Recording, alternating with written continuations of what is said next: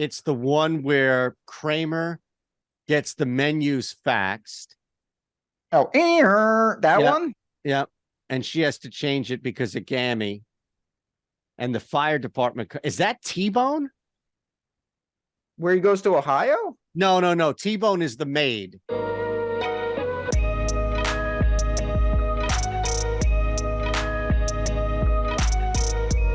It's a big week in sports. In case you've heard, there's a big game going on in Arizona, but there is a gigantic round of golf 4 times over happening in Phoenix with the Waste Management. So we welcome you in. It's another edition of Putting for Dough. That's Ben Rasa. He's on fire right now. We had to sit in separate studios, as hot as this man is, and it's top of the board, mid-range board. We'll talk a little bit more the following week in depth because due to rain and suspension of play, the whole thing at the AT&T Pro-Am, Ben, got pushed into Monday. That's when we normally have our first look show here, Putting for Dough, on the following week. So we're kind of straddling still the AT&T and the Waste Management, where, again, like, things happen, especially in the world of golf.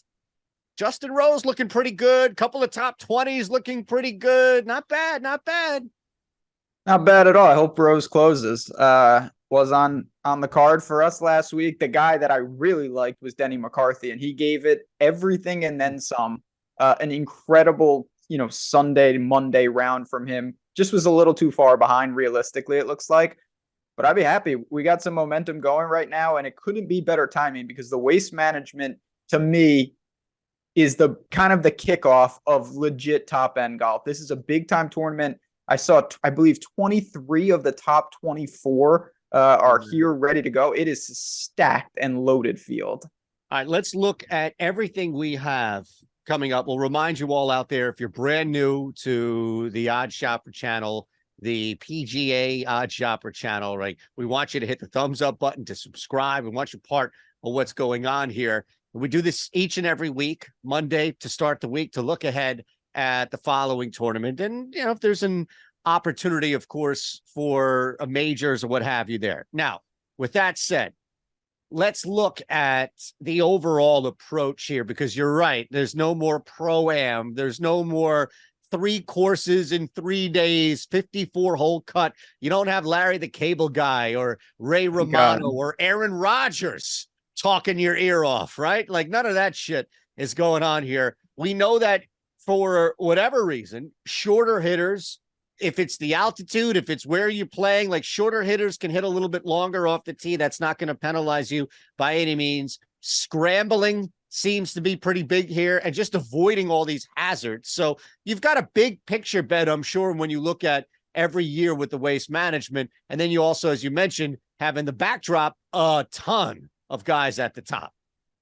Oh, absolutely. I mean, there are major win equity guys up top. We'll get to the field in a bit. We're going to talk about some big things going. We have to talk about DK too. We'll get there. There's a couple of big announcements. I don't think we forgot about him here. We were just going over possibly. I told you before the show, we're mentioning Pebble. I know it's not completed, but if I have a chance to put an outright on the board, I wanted to mention it. And then the last thing I want to say about Waste Management before we talk more things in the industry. I love courses that have a drivable par 4. I say it every time. I'm a broken record. I love that. Risk reward par 4s are one of the most underrated things in golf. And TPC Scottsdale has a great one, a 17th hole. I can't wait to see that. And I can't wait to see this field try to take apart this course. Yeah, one short of a par 5 is a swap out of an extra par 4. Not to say that is the par 4 that they're swapping out, but to your point, you have a drivable par 4. You have another par 4 instead of an extra 5 or typical 5. So there's opportunity. There's a lot of scoring opportunity. And you mentioned the term here, which is risk reward. Now, I could transition easily right into what we're doing here with DraftKings, because there's no risk and all reward with taking advantage of this opportunity. Now, I mean, there are a couple of different scenarios that can fit the bill here.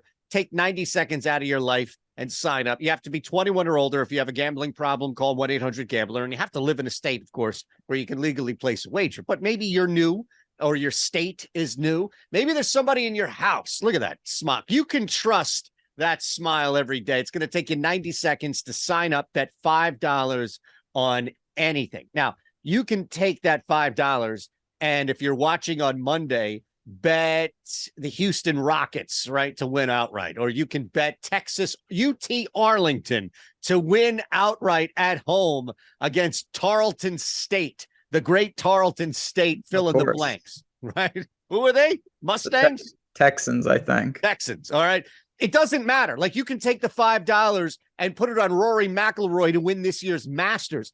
You just have to place the wager. As soon as you physically place the wager, no matter what you're betting on, that $5 will turn right into $200. And I know there's somebody stubborn in your life. There's somebody in your household. There's somebody at your job. There's somebody in your commute. There's somebody where you get your hair cut. Man, I ain't going on that DraftKings.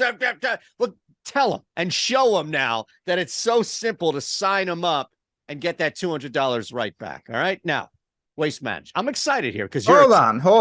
Oh, we have more announcements. I want to do the next announcement because you always get all the accolades. You get to push the great offer.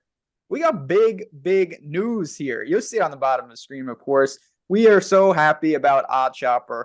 It's our YouTube channel. It's grown immensely because of you guys. Got a ton there. But you know what? Golf. I love golf. We started our own YouTube, OddsShopper Golf YouTube. It's where you're going to be watching this stuff. You want to head over there. Of course, you're not subscribed because it's a brand new channel. Come join us. And this is just only golf, all things PGA, maybe some Euro show, whatever we got. It's going to be there for OddsShopper Golf. So if you love golf, if you like betting golf, you want to be part of a community that we are building on the ground floor right now, head over, join the extension of the OddsShopper family on OddsShopper Golf YouTube. You can find it. And that's where you're going to be seeing putting for dough going forward. Love this, man.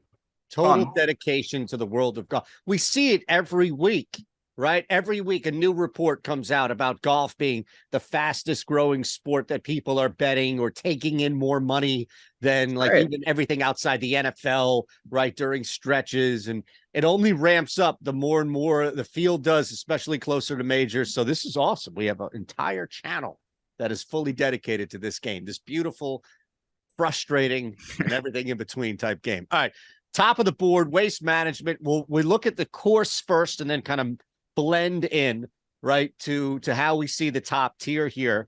But look, I think for me, and you can get deeper as we always do, Ben, I think the two things outside of Sahith and Cantlay, for the majority, familiarity helps. Playing this event at this course before helps. And you don't have to be Hideki Matsuyama by any means to be a repeat winner, but it seems like guys who have played this event in the past successfully have come back and been able to make cuts, have been able to finish top 20. And some of it, Ben, I'm sure, is the familiarity with the course, but a lot of it is the element, right? We talked about the Pro-Am and match play and different grinds on you. This is as close to like Happy Gilmore as it gets, right? Hundreds of thousands of people in the grandstands yelling and screaming, and not everybody is built for something like that. No, definitely not. It's an experience. I do think in general, of course, 16 gets it's one hole. One hole for sure. You know, and it's back great, end, but still one hole. But still one hole. I mean, I do think it gets a ton of coverage, as it should. You got to play good golf. The number one thing that stands out here, and it kind of leads us right into the top tier, big time names win this tournament. There's a lot of them, but you don't really see too many guys where it's like, oh, first career win. And where is it? It's at, Waste Management. Nah, it's usually a top end guy. Scotty Scheffler's winning this tournament. Big time names. Webb, Ricky when he was really in form. Gary Woodland's a winner in the last 5 years. Obviously, Decky's dominated. You rarely see that guy from the cloud. So when we look at this, of course, we've got Rahm and Rory. I'm going to get right to it. I don't have them on the card. I think they're the two clear favorites. Yep. I'm going to look to the next tier, though. You've got Justin Thomas, Patrick Cantlay. These guys are double the odds, 16-1, 18-1 versus 6 and 8-1 for Rory and Rahm. I'd rather go to those guys. I can get both of them on the card and have a nice 1-2 combo if we can survive what is going to be a very, very tough ask, because Rahm and Rory are both playing like the best players in the world. 9 of the last 10 years, the winner has been between 10 to 1 and 50 to 1. So I'm saying. And this year, though, to your point, John Rahm is significantly watered down because he is on an absolute freaking monster tear outside of Torrey, right? Like, I mean, what John Rahm has put together is like the regular season version of like what we saw with Tiger. I mean, he just dominated for a stretch and nobody was even close to him. And he was coming back and stuff. And then there's also the ability, and this is just my opinion, I think there's the ability, we haven't seen Rory, right? So you still have this lure of betting on Rory, the idea of betting on a top favorite in the world and ranked as rightfully so, Ben. So I think you can get away with these guys having watered down odds to where their true odds probably should be 10 to 1, if not a little bit higher. So that fits 10 to 1 to 50 to 1. Kevin Stadler, right? The only guy who pops, right? And that's it. That's 2014. But everybody that you mentioned, Fowler was 22 to 1 when he won that year. Webb was 14 to 1 when he won that year. Even Koepka was 50 to 1, right? So I think you're looking in the right spot here with JT and Cantlay, especially because Cantlay comes in his first time and there's no issue, no problem whatsoever. The only guy that I would add here to this from a play standpoint would be, and I want to throw two names out at you before we get out and move to the other spot, would be Tony Finau. 25 to 1. Little tear that we've seen for him over this past year. This is an environment that I think he likes, that I think he welcomes, that I think he can thrive on. It's not just the crowd and the grandstands, Ben, but it's also the field as well. So I think at 25 to 1, Tony Finau jumped out at me with some value. So a couple different things I want to get to real quick. One, we haven't seen Rory here, but Rory is coming off a win himself. He won in Europe last week, so he's ready to roll too. PGA, I meant. Sorry. PGA, absolutely. I just wanted to clarify for people that maybe not paying attention to Europe. He's in form. There's no doubt about it. Tony Finau's fascinating because I think this is a pretty good setup for him, honestly. I think that the environment suits kind of Tony Finau's game. And he had a runner-up finish in 2020 here, which is great. And that is sandwiched between 5 missed cuts at this event. He has struggled immensely at this course for whatever reason, and I'm not overly deterred by it. But at the same point, I can't say that Tony Finau has thrived here because that's simply inaccurate. He's shown he can do it, runner-up finish. 5 missed cuts at a smaller field where he should not be missing the cut ever. I get that. I think the difference is recent play. Like he wasn't on in 4 of those 5, probably 5, but at least 4 of those 5 missed cuts. He wasn't experiencing the same run that he did, right? No. But I think we would both acknowledge, though, I'm not saying win the tournament. Tony Finau should make the cut even without his best stuff. No, I understand. Look, 2 names that I want to throw out. One, I think works for a one and done because I don't know if you're going to use Max Homa. And you have the one and done video that's going to come up here. So this is a nice little tease here. And if you have Homa for whatever reason this week, then just make like one of these, baseball sign things and I'll move on here. But I thought Homa would be interesting from a one and done standpoint. I get that his value is soured a little bit because of his win too, technically, that we've seen so far, but he's played this course in this event really well over 3 straight years. And you're talking about someone in that 16 to 1 range. The other guy that I wanted to throw at you to get your thoughts on, that's not on the card, but look, Matsuyama is back to an extent, and he has been a multiple winner here. We saw him play well last couple of weeks, and that was a concern health-wise. I just wonder if he's too public of a bet because of his success here. So I have no problem with either name. Max Homa, I think, is actually interesting, more so in things like one and done, and if you are a DFS player, because I think everyone says, Max Homa, he just won California. That was his time. I'm going to take a breather from him. And he's shown he can come right here to Phoenix and get it done. Decky is tricky only in the sense that he did show flashes at Farmers, came in 9th, gained 6 strokes putting though. Yeah. That really helps when you do that. Now he dominates at this course. You mentioned Decky in this course, they're hand in hand. He came second, first, and first over a 3-year span. That's pretty damn good. He is surgical with his irons here, and I don't see that changing. I'm kind of indifferent. You can't play them all. You're going to leave elite players off your card this week. Why? Because there's 20 elite players in the field.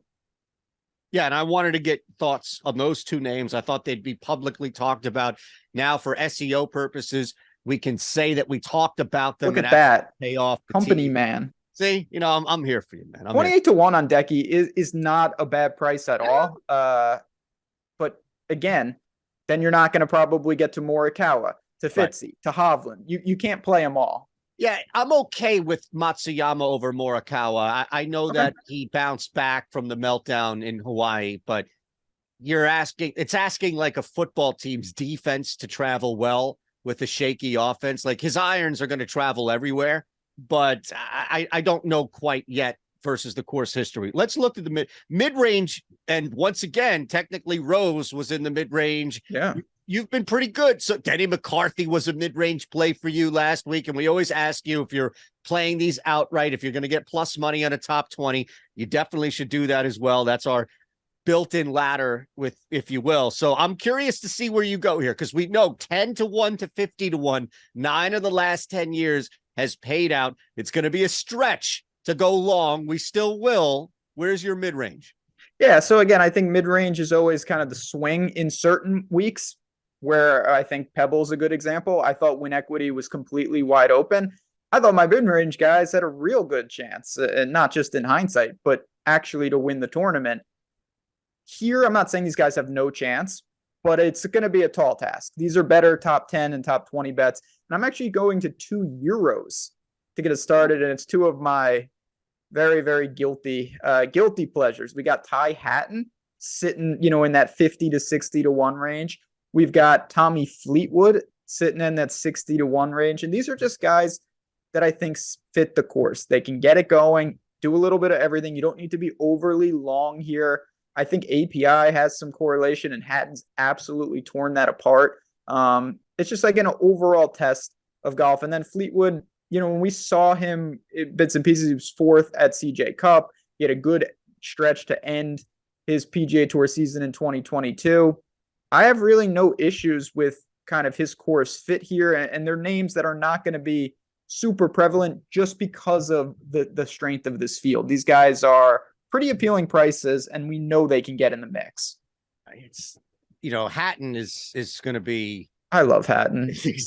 Exactly right. Hatton is going to be your conversation to have with your own divinity, whoever it is, whatever it is that you pray to each and every week. I get that. Hatton is going to be your devil or your angel, because when he hits, it's going to be lovely. Fleetwood is interesting though, and I do like your approach. 60-1 is a little surprising. So I wonder how much of it is just that, where maybe his true number should be closer to that 5-1 or even less. There is going to be something that pushes him out like that, but I wouldn't be surprised if by Wednesday we're talking about Tommy Fleetwood at 50-1 or 52-1 catching some steam here. Yeah, I mean, I think with a course like this that's super prevalent, everybody's got course history, and a lot of guys have really good course history. When you have a guy who doesn't, he tends to get lost. And I think Fleetwood fits that for obvious reasons, and Hatton to a lesser extent. He was 15th in 2019, hasn't played the last couple years here. I don't think that that's a huge detriment to experienced players, particularly Euros. They see all sorts of shit in Europe. They got all sorts of layouts, conditions. They're not going to be fazed by anything. And I think these guys have shown they can play anywhere. If the form clicks, they're in the mix. If not, a couple mid-range plays, nothing too crazy. Talked about being new here and just your first time, second time taking on the whole event and the environment, but really the course and getting to know the course. I think this is worth a shot at 50-1, because maybe it is the unfamiliarity, maybe it is the newness, if you will, for both he on tour and playing at the Waste Management. But Taylor Montgomery at 50-1 jumped out at me as a nice risk. And I see Chris, our producer, does such a great job of knowing when exactly to go back to your face, because I see you cracking a little bit of a Nah, this is Joel Dahman working all over for you. No, I don't know. Taylor Montgomery is a real difficult evaluation for me. Now, I Yeah, there's think not much to evaluate. so. I think the biggest, this sounds counterintuitive. I think the biggest positive for him is he lost strokes putting at Farmers and he came in 31st. That's a miracle. This is a guy who is the best putter in the world. That is not up for debate. And he lost strokes putting with the club he leans on immensely at a long course, and he made the cut at Farmers. That's a big step for him. Now, his irons, you can't be losing consistently a couple strokes on the approach and expect to get around TPC Scotts. It's just not going to happen. So he's going to have to fix that. I would rather play the guys that I mentioned or Thigala in the same range if I was going to take kind of a young gun to do it. We saw Thigala here, but Taylor Montgomery has a club that can keep him in the mix anywhere he goes. And that's what you're doing is you're playing Thigala last year ahead of time, like you would Montgomery this year ahead of time, with the expectation that if his putter gets hot and he can scramble. A lot of the guys love the fact that you have that thicker rough, right? Because there's so many hazards off the fairway that it slows the ball down. Like you'd rather be hitting at a 2-inch rough than you would be hitting out of a hazard. So I think there are ways around it where if Montgomery can scramble, his putter should be able to score. Still, like you should be able to score off of that. And look, it's a risk. The other guy I just wanted to mention real quick from a mid-range standpoint, Ben, and I'm playing off course history. I'm looking at a guy in the field right now who's top 10 in this event as far as when he's played it. Enough, by the way, to make multiple top 10s over the last 5 years. One of, I think, 13 or 14 guys in this group.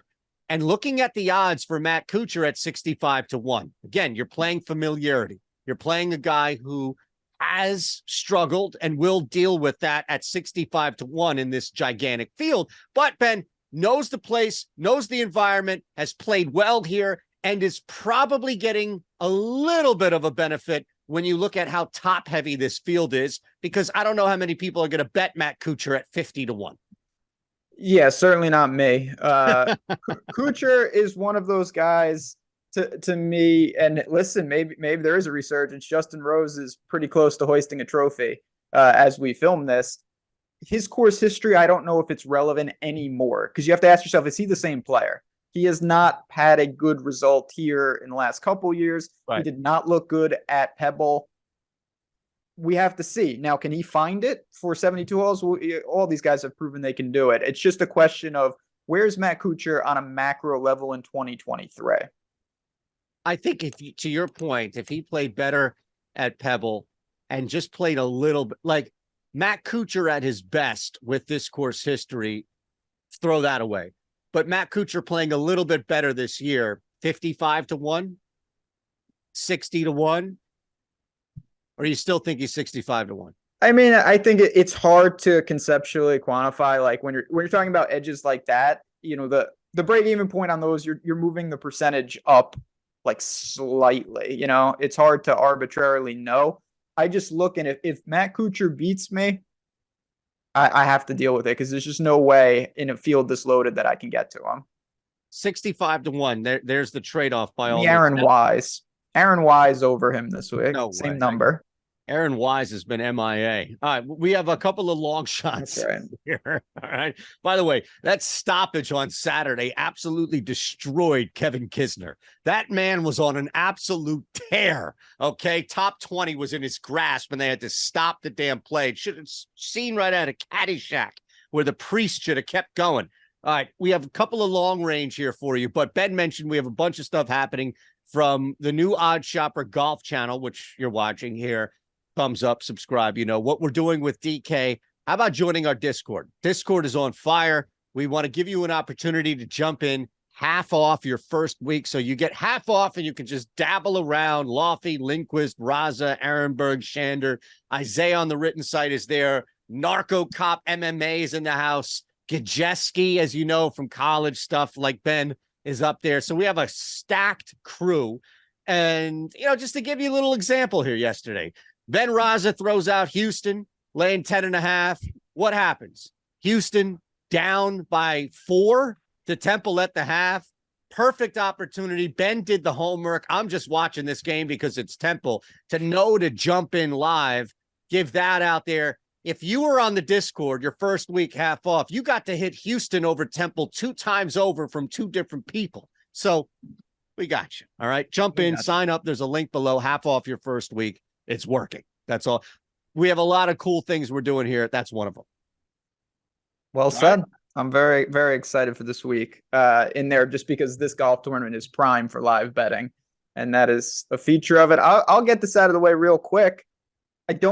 We've talked about it. I think the winner is going to come from the top echelon, but there are a few numbers that I think are just simply ridiculous. One, I just don't understand that Chris Kirk, who's been playing some good golf, he's experienced, he's 180 to 1. To me, that's just a little much. Chris Kirk has come in 3rd at Sony and 3rd at Amex. He gained 4 or more strokes on the approach both times. He gained 2 or more strokes putting both times. He's got experience at this course, and he's a veteran on the PGA Tour. Do I think he can go up against Rahm and Rory and Xander and all those guys and win? Probably not. 180 to 1, though? I mean, come on. Top 20, even a top 40 when they're released. This is the type of guy, I think he makes the cut and puts together a nice 4 days for you. So he has some value for me. And Lucas Hebert is just a project of mine. I think this guy's an uber talented player. He's over here now. He's in that same range. He was 7th at API, which I did comp. That's how I got to Hatton. Just kind of a gut feel play. I'll probably ladder him. Realistically, to win the tournament, I think would be more than a far-fetched dream. Yeah, and I get that. I think in this case, when we look at guys in this range, knowing how unkind 9 of the last 10 years have been for these guys at these numbers, it's about identifying the ladder play as well. Both of these guys are going to be good plus money at top 40, let alone what you're going to get at top 20, which is going to be fantastic. And there's a shot, I think, with both of these guys, you lay out a legit shot that they can make the cut and hang in a top field, top 20, be there and, top 30 heading into the final day, or top 12 and hang on into the final day. And you're not expecting a victory by any means.